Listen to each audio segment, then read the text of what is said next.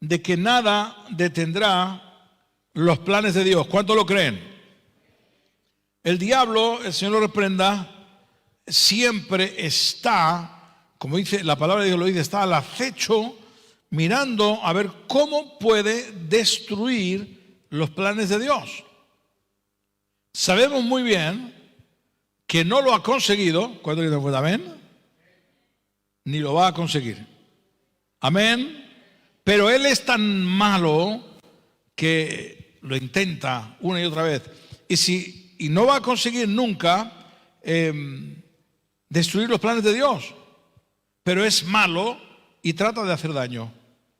Por ello, hermanos, nosotros debemos de cuidarnos, no hacer caso a aquellas cosas que el enemigo a veces trae, problemas, dificultades, no hacer caso de ello y nosotros agarrarnos a las promesas de Dios, porque las promesas de Dios son siempre sí y amén.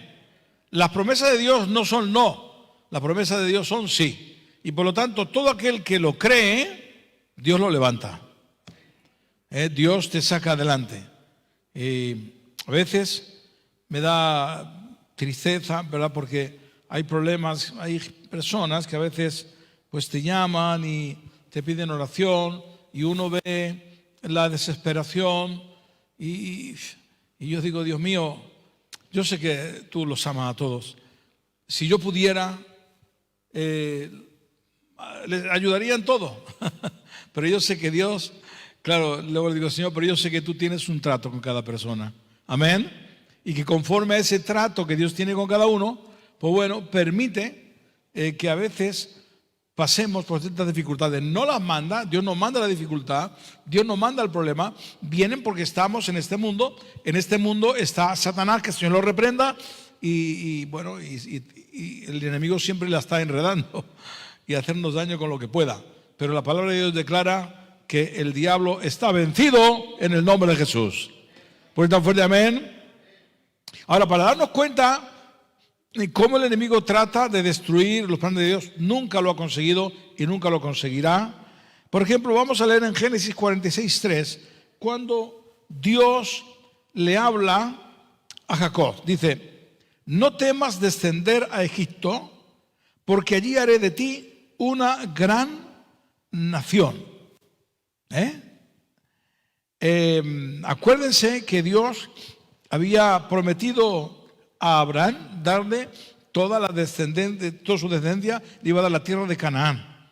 Pero claro, para dar la tierra de Canaán, que era muy grande, pues tenían que ser una gran nación, ¿verdad?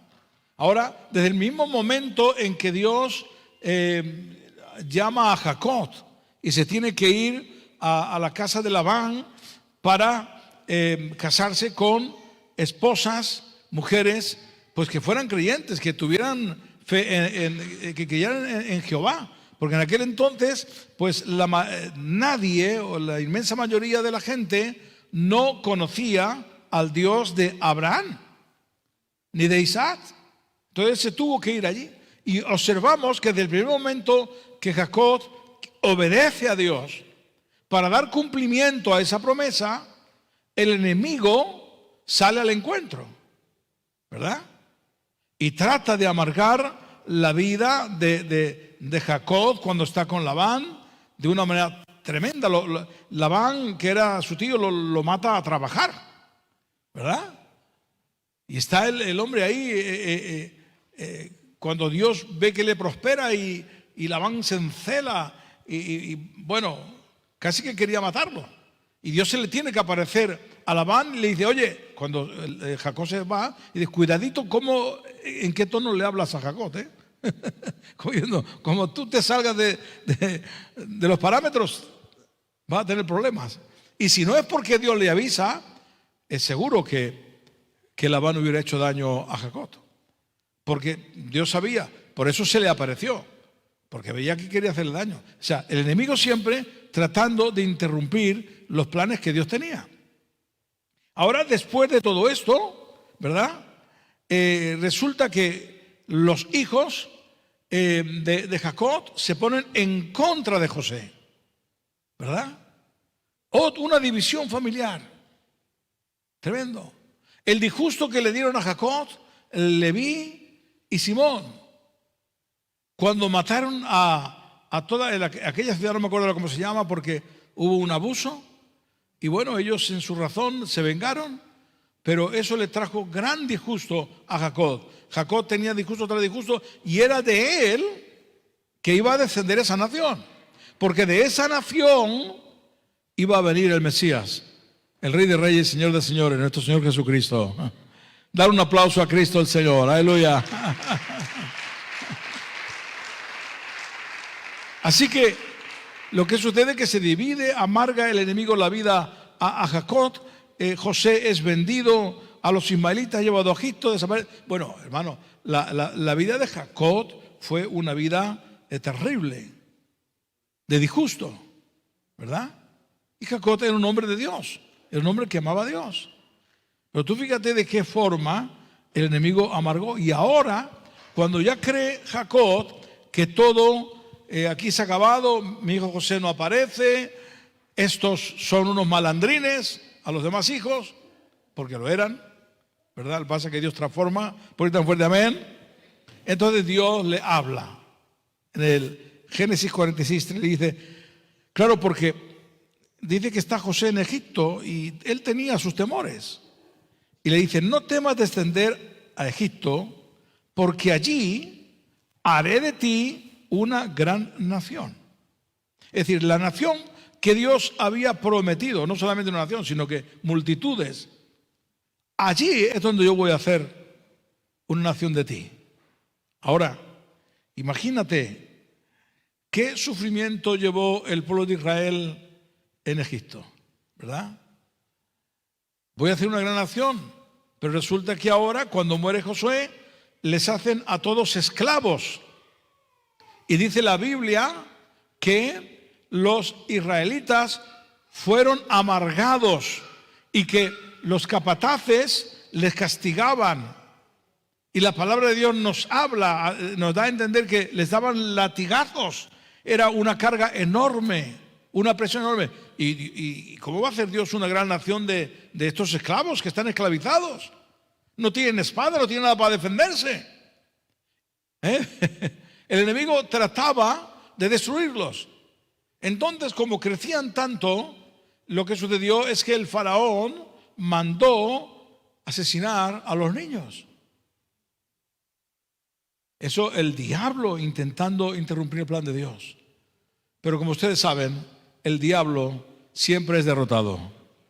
Por tan fuerte, amén. Dar un aplauso a Jesús Nazareno, bendito, Padre amado, en el nombre de Jesús de Nazaret. Entonces, claro, no se sabe la cantidad de varones que llegaron a asesinar a niños. ¡Qué corazón malvado! Muchas veces cuando vemos que a los niños los tiran a la basura, hermano, el corazón se me pone malo. Se me pone mal. Estaba viendo me parece que ha sido ayer, un vídeo de que habían tirado a una criaturita y tenía aquí una raja una penita, hermano, ¿verdad? Qué corazón malvado. Y qué corazón malvado del faraón de mandar a asesinar a los niños, ¿verdad? ¿Cuántos asesinaron? No se sabe. De ahí fue salvado Moisés. Pero gracias a Dios que a pesar del daño que hace el enemigo, si lo reprenda, al diablo le sale todo hecho un churro. Y es vencido en el nombre de Jesús. Y de donde quería destruir, ¿verdad?, a los niños, de ahí Dios sacó a Moisés, el profeta de Dios, que iba a ser el que iba a sacar a los israelitas de Egipto para formar esa gran nación. Así que durante 400 años los israelitas fueron amargados con dura servidumbre. ¿Por qué les amargaban? Tenemos un indicativo en la Biblia, claro. Ellos no querían que se multiplicara, porque si se multiplican, eran una multitud muy grande, y si viene una nación enemiga, estos se van a unir a los otros y nos van a vencer. Entonces vamos a hacer una cosa, vamos a cascarles fuerte para que no se multipliquen, para que no tengan más hijos. Pero dice la palabra del Señor que cuanto más les daban, más se multiplicaban. Te voy a hablar en un lenguaje clarísimo. Les amargaban y les daban palos y les esclavizaban y les pegaban palos para que no tuvieran hijos. Aleluya. Porque la tarea era tan dura, tendrían la espalda hecha mixtos, estaban hechos, pero mixtos. Y les castigaban y les pegaban, aparte del trabajo que les hacían, para que no se multiplicaran. Es decir, para que ni siquiera mantuvieran relación con la esposa. Ese era el propósito del enemigo, porque veían que no podían con ellos. Entonces hay un libro que habla acerca de ello y cuentan, yo no sé, bueno, de dónde sacan ese dato, que dice que entonces lo que sucedió es que viendo las esposas, pues que los proyectos maridos no carburaban, estaban enriñonados. Entonces dicen algunos comentaristas que a propósito ellas para sus maridos se ponían guapas. Y bueno, y no es pecado que tú te pongas guapa para tu marido. Amén. No para otro, para tu marido. ¿Por qué tan fuerte amén? Porque claro, el matrimonio se tiene que llevar bien, ¿sí o no? Y esa es una base fundamental. Entonces, ellas, teniendo en cuenta la maldad que querían hacer los egipcios de que no tuvieran más hijos, y los pobres estaban todos hechos mixtos, pues entonces, pues dice, bueno, que ellas se ponían un poquito así a estos pobres hombres, que ellas también eran esclavas, animarles. Y lo consiguieron porque cuanto más les oprimían, más hijos tenían. ¡Aleluya! Da un aplauso al Señor. Es un gran éxito, estaban reventados. Grita fuerte, gloria a Dios. Es decir, lo que ellos estaban haciendo era hacerle la contra al diablo. El diablo quería disminuirlos. Y, claro, logró, ¿verdad?, matar a los niños, porque la pretensión de ellos era que no se multiplicaran.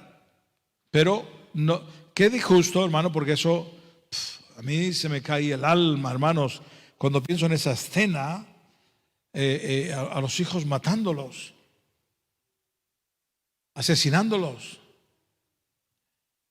Es algo terrible. Me acuerdo también, porque he escrito algo de ello, acerca de lo que sucedió aquí en España. Bueno, sucedió con los judíos cuando los expulsaron, ¿verdad? Pero no, con los niños no hicieron nada, pero sí lo hicieron con los gitanos. Sí lo hicieron con los gitanos. ¿Qué hicieron con los gitanos? En el año 1000, si no recuerdo mal, 1600 y pico. Resulta que hubo un tal Moncada y un tal Juan de Quiñones, eran varios diputados en las Cortes, eran unos nazis, unos malvados. Hubo muchos nazis aquí en España. España tiene una historia muy negra, no solo con los judíos, sino con los gitanos. Entonces, lo que hicieron es que determinaron, y además está escrito en un libro de las Cortes españolas, entonces ellos dieron un discurso y dijeron, tenemos que acabar con esta chusma. Entonces vamos a hacer una cosa. Vamos a coger, ojo, a los matrimonios. Les vamos a quitar, vamos a separar a los maridos, los vamos a llevar a una ciudad o a varias ciudades, aparte me parece que fueron en total como 41 ciudades aproximadamente, está mencionado ahí, y a las mujeres igual. Y a los niños menores de 10 años se los quitamos todo y los llevamos a la casa de la doctrina. La casa de la doctrina era donde llevaban a los niños que eran huérfanos, pero estos niños no eran huérfanos. Entonces, hermano, usted se imagina el dolor, porque hubo muchísimas familias que le quitaron los hijos. El dolor de estos padres, porque querían reducirlos. Bueno, lo redujeron a lo largo de los siglos, pero esto fue un dolor desgarrador. Se los quitaron y los llevaron a la casa de la doctrina y para adoctrinarlos, porque a los niños, y los quitaron de los padres. E inclusive muchos, entonces muchos, claro, gitanos, algunos se escaparían, pero los que fueron llevados, muchos se dejaron, estaban cansados de la persecución y se casaron con personas del pueblo, y ahora se descubre que no te extrañe que el 10% de los payos en España sean gitanos, descendientes de gitanos. Y por eso cuando hay apellidos Jiménez y Cortés y Heredia entre los payos, resulta que parece que son gitanos. Y me mandaron a mí unas pruebas de ADN, porque yo me he metido en estudio de ADN, me mandaron y me dice uno, dice, bueno, un guardia civil me mandó. Y me dice, mira que parece que este es gitano. Entonces miro las pruebas, digo, pues claro que es gitano. Digo, usted es gitano, oiga, usted es gitano. Y me dice, pues ¿sabes qué te digo? Que he averiguado y tienes razón, que mi antepasado era gitano y nadie lo sabía. Pero todo esto viene al dolor, ¿verdad?, de que sufrió el pueblo de Israel, ¿verdad? Y cuando hemos hablado en algunas veces, dando algún cursillo acerca de esto, ¿verdad?, algunos gitanas viejas, bueno, recuerdan por hecho de uno y de otros. Qué dolor, qué maldad hay en el hombre. Que Dios nos libre. Gracias que el Señor nos ha perdonado y nos ha salvado. Porque la palabra de Dios dice que no hay justo ni aún uno, solamente Cristo. ¿Puedo ir tan fuerte? Amén. Pero esta maldad, hermano, esta maldad a estos niños quitarle la vida. El faraón lo que quería era interrumpir el plan de Dios, destruirlo. Pero gracias a Dios, como antes he dicho, al diablo no le sale ni una bien. ¿Puedo ir tan fuerte? Amén. No puede destruirlo. Así que le está avisando, es decir, no temas porque, oye, todo el daño que hagan, pero yo estoy contigo. Israel, yo he dicho que va a ser una gran nación, y cuando Dios da una orden, no hay quien la pueda frenar. Dios dice y se cumple. Y quiero que sepa una cosa, Dios ha dicho en su palabra que tú, si perseveras, irás al reino de los cielos. Que no va a haber ningún arma forjada que va a prosperar contra ti. ¿Por qué tan fuerte? Amén. Pero tienes que creerlo, hermano, tienes que creer que las promesas de Dios son sí y amén. ¿Lo crees? Entonces no temas porque serás prosperado, serás bendecido, llegarás al reino de los cielos en victoria. Dale un aplauso a Cristo en el nombre de Jesús de Nazaret. Aleluya. Gloria al Señor.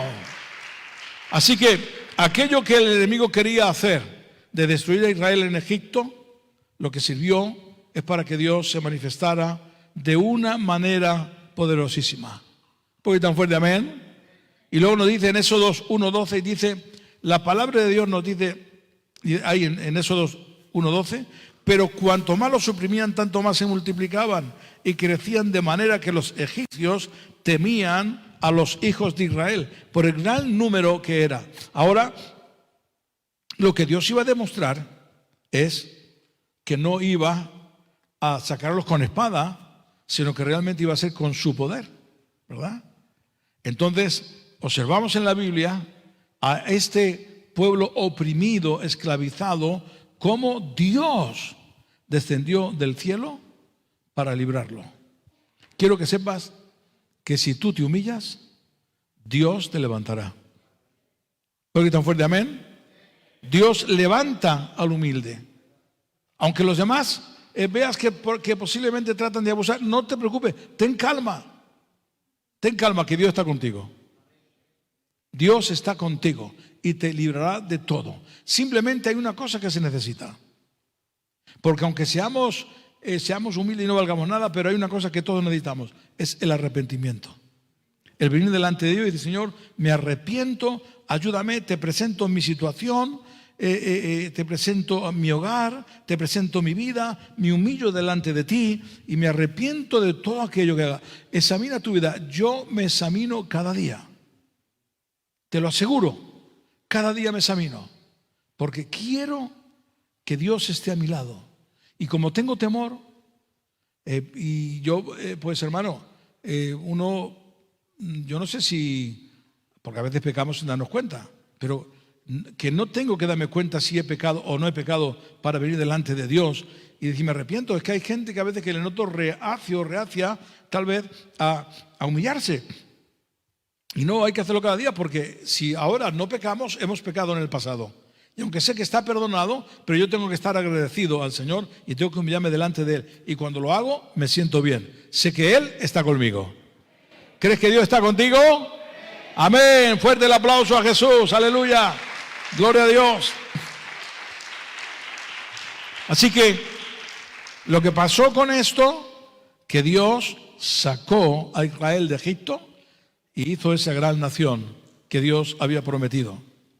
En la primera epístola del apóstol Pedro, en el capítulo 4, versículo 14, dice: si sois vituperados por el nombre de Cristo, sois bienaventurados, porque el glorioso Espíritu de Dios, atención, reposa sobre vosotros. En una versión un poquito distinta: si sois vituperados por el nombre de Cristo, sois bienaventurados. No temamos lo que puedan hacernos, ¿verdad? Porque dice que cuando alguien diga de nosotros cosas mintiendo, o tal vez nos digan, pues mira, tú eres un sectario, tú estás chalado. En fin, el mundo nos tiene como que somos sectarios, están en la contra. Bien, si el mundo te ve mal, entonces es que está bien. Porque tan fuerte, amén. Si el mundo te ve que eres normal, porque hay mucha gente que no quiere hacer la contra, no quiere que se metan con ellos, con ella, entonces, bueno, pues lógicamente tenemos que tener cuidado. Pero si en alguna ocasión tenemos que dar nuestra opinión, o tenemos que testificar, o la gente ve que somos un poco distintos y te dice, uy, tú eres un poco sectario, el asunto está bien. Mal para ellos, bien, porque nosotros estaremos conforme a la voluntad de Dios. Porque nosotros vamos contra la corriente del mundo. No podemos ir a la par del mundo. Ahora, nosotros no tenemos que ser gente que discutamos con nadie. Simplemente que tenemos una fe distinta. Y si esa fe que tengo en Cristo Jesús choca con los demás, pues mira, que Dios lo bendiga, no me importa. Lo importante es que yo quiero hacer la voluntad de Dios. Yo quiero estar en el orden de Dios. ¿Tú quieres estar en el orden de Dios? Pues si los demás te dicen que tú estás mal, significa que estás bien. Así que por eso dice, oye, si por la causa de Cristo os vituperan o dicen dicharachos o lo que quieran, oye, bienaventurados sois. Y esa bienaventuranza es una bendición para tu vida y para la mía. Dios quiere bendecirnos. Amén. Y el ejemplo nuestro buen comportamiento, a pesar de lo que la gente pueda decir, les va a hacer efecto.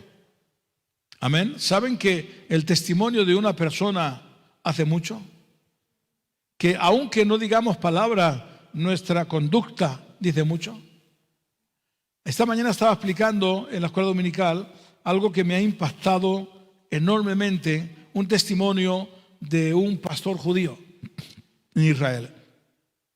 Me ha impactado porque saben que expliqué esta mañana que los evangélicos están ayudando mucho al pueblo de Israel y que los evangélicos lo han hecho por amor, han pagado los gastos de la vuelta de muchos judíos, miles y miles.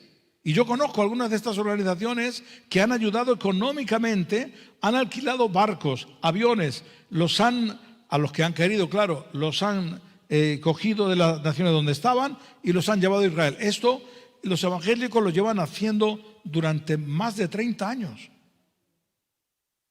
Y uno puede pensar, bueno, ¿y por qué no han gastado ese dinero en el evangelismo? Bueno, porque ellos realmente lo que querían es que los judíos cumplan con lo que Dios ha dicho, que tienen que volver a su tierra, para que la palabra de Dios se cumpla. Y entonces cuando le pregunta a ese pastor, le pregunta, ¿y usted cómo se convirtió a Jesús? Y le dice, pues mira, la verdad que yo me convertí al Señor observando que estos evangélicos nos ayudaban económicamente sin ningún beneficio. Y yo pensé y dije, bueno, ¿y por qué estos nos ayudan si no reciben nada a cambio? Aleluya. Gloria al nombre del Señor. Entonces eso le hizo investigar en la palabra del Señor y se convirtió a Cristo. Dar un aplauso al Señor. Las acciones, hermano, las acciones que tenemos obran. Y es un pastor, hermano, de los más valientes que hay en Israel, porque resulta que él está en una de las ciudades más peligrosas, donde la mayoría de proyectiles que lanzan los de Gaza caen en esa ciudad.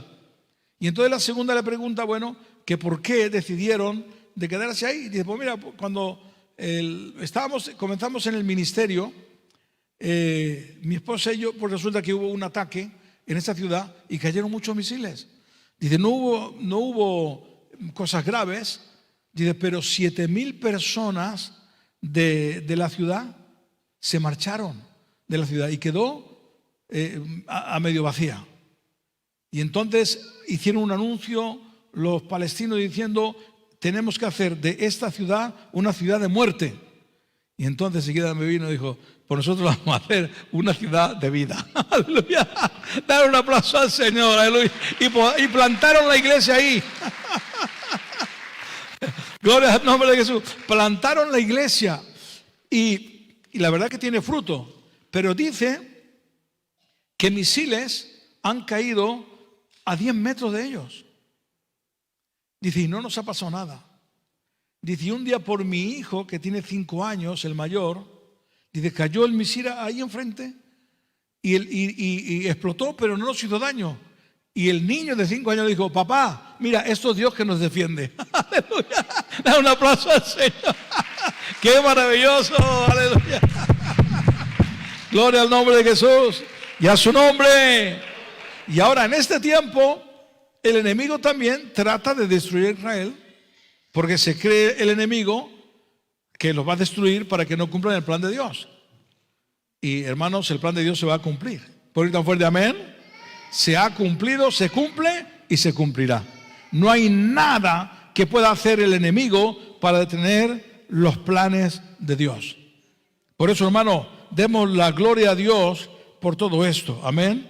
Así que nosotros también tenemos que cumplir con ese buen comportamiento, dando testimonio a los inconversos con nuestras actitudes para que ellos vengan al conocimiento de la palabra del Señor. Salmo 97:10 dice, los que amáis a Jehová, aborrecer el mal. Él guarda las almas de sus santos, de mano de los impíos nos libra. Porque tan fuerte, amén. Escucha, muy importante esto. El Señor ha prometido y ha dicho que el ángel de Jehová acampa alrededor de los que le temen. Y tenemos que creerlo en este tiempo, hermano.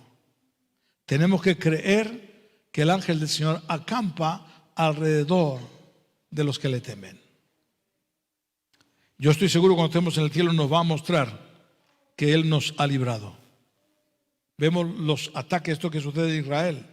Hermano, pues bueno, están diciendo muchos que si va a haber persecución en Europa, no una persecución en cuanto a lo mejor meterte en la cárcel, pero sí echar multas y muchas cosas para tratar de dañarnos, de acobardarnos, pero tenemos que ser valientes en el nombre de Jesús. Porque tan fuerte, amén, y no acobardarnos. Se cuentan testimonios, yo he contado en alguna ocasión ese testimonio que tanto me gusta, ¿verdad? Algunos lo cuentan de una manera distinta, pero es verídico, ¿verdad? Hay 2 historias, yo no sé si serán diferentes, pero una de ellas lo pusimos por la radio, que había un muchacho, ¿verdad?, que era cristiano y entonces trabajaba en una empresa de madera en los Estados Unidos. Y cada semana, cuando iba a pagar el sueldo, el jefe le daba, tenía que recorrer no sé cuántos, si eran como unos 20 kilómetros aproximadamente, y tenía este muchacho que el jefe confiaba mucho, le daba el dinero y lo tenía que llevar a otra ciudad. Y era un dineral porque había muchos trabajadores. Entonces un ladrón que lo estaba observando, porque él sabía de cómo pagaba el dinero, entonces examinó y se dio cuenta que era este joven cristiano al cual le daba el dinero para pagar a los otros. Y entonces uno de esos días, ¿verdad?, que él iba a pagar, iba en caballo, sintió que algo pasaba. Entonces, bueno, el testimonio lo narran así, de que cuando él se para, porque siente que algo está pasando y se pone a orar. Dios mío, ¿qué pasa? En nombre de Jesús, ¿qué ocurre? Y mientras el ladrón está con una pistola metido entre los matojos y diciendo: ay, qué bien me salen las cosas, se ha parado. Mientras que está apuntando con el gatillo y de repente dice: ay, que no puedo. Se le quedó el dedo encasquillado, no podía moverlo. No, quería matarlo y no podía moverlo.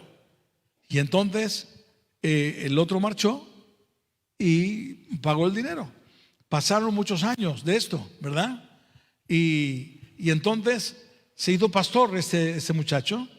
Y cuando estaba de pastor, alguien le llamó, un enfermo que quería que fuera a la cárcel, estaba en la cárcel y antes de morir quería recibir a Cristo. Y entonces fue. Y entonces cuando fue allí le dijo: buen hombre, ¿qué desea? Entonces le explicó: yo quiero aceptar al Señor y quiero decirle lo que me ocurrió, porque él entendió, el ladrón, que esto le había ocurrido porque Dios estaba librando a este muchacho.